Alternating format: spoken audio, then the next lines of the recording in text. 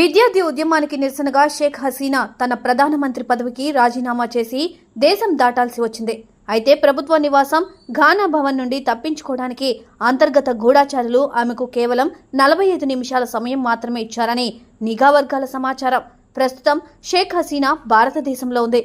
బంగ్లాదేశ్లో రిజర్వేషన్ల అల్లర్లలో వందలాది మంది దహనమయ్యారు. వేల సంఖ్యలో అరెస్టులు జరిగాయి. రిజర్వేషన్లపై సుప్రీంకోర్టు తీర్పు ఇచ్చిన తర్వాత కూడా తిరుగుబాటుదారులు వెనక్కి తగ్గలేదు. అయితే హసీనా ప్రభుత్వాన్ని పడగొట్టడానికి పాకిస్తాన్, ఐఎస్ఐ చాలా కాలంగా కుట్ర పన్నుతున్నాయనే ఆరోపణలు ఎప్పటి నుండో ఉన్నాయి. బంగ్లాదేశ్ పోలీసులు, సైన్యం ఈ తిరుగుబాటును అణచివేయడానికి చేసిన ప్రయత్నాలు విఫలమయ్యాయి. ఈ విషయంపై షేక్ హసీనా కూడా ఆగ్రహం వ్యక్తం చేశారు. సోమవారం ఉదయం 10:30 త్రివిధ దళాల అధిపతులు, ఇన్స్పెక్టర్ జనరల్ ఆఫ్ పోలీస్ను ప్రధాని నివాసం ఘానా భవన్కు పిలిపించారు.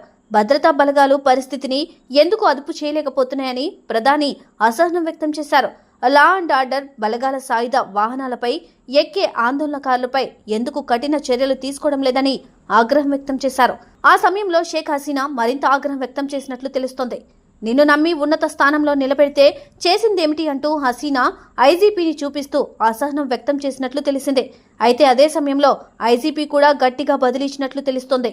పోలీసులు ఎక్కువ కాలం కఠిన వైఖరిని కొనసాగించడం సాధ్యం కాదని, పరిస్థితి తీవ్ర స్థాయికి చేరిందని చెప్పినట్లు సమాచారం. అల్లర్లను బలవంతంగా అదుపులోకి తేలేమని భద్రతా సిబ్బంది షేక్ హసీనాకు వివరించే ప్రయత్నం చేశారు.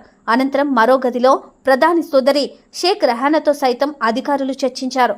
పరిస్థితిని ఆమెకు అర్థమయ్యేలా చెప్పాలని కోరారు. దీని తర్వాత షేక్ రెహానా అక్క షేక్ హసీనాతో చర్చలు జరిపింది. అదే సమయంలో విదేశాల్లో ఉన్న షేక్ హసీనా కుమారుడు సజీబ్ వాజిద్ జాయ్తో కూడా ఓ ఉన్నతాధికారి మాట్లాడారు. అతను హసీనాకు ముఖ్య సలహాదారుడు కూడా. ఈ సమయంలో జాయ్ తన తల్లితో మాట్లాడి ఆమెను రాజీనామాకు ఒప్పించారు.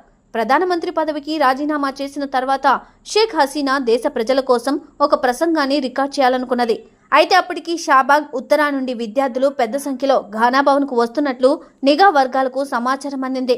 ఆందోళనకారులు ఘానా భవన్కు చేరే సమయం తక్కువ ఉందని, 45 నిమిషాల్లో బయటపడాలని భద్రతా సిబ్బంది ఆమెపై ఒత్తిడి తెచ్చారు. ప్రసంగం రికార్డు చేసే సమయం లేకపోవడంతో హసీనా ఘానా భవన్ నుండి బయటికి వచ్చారు. Save a life. Download uBlood app. uBlood for the new blood.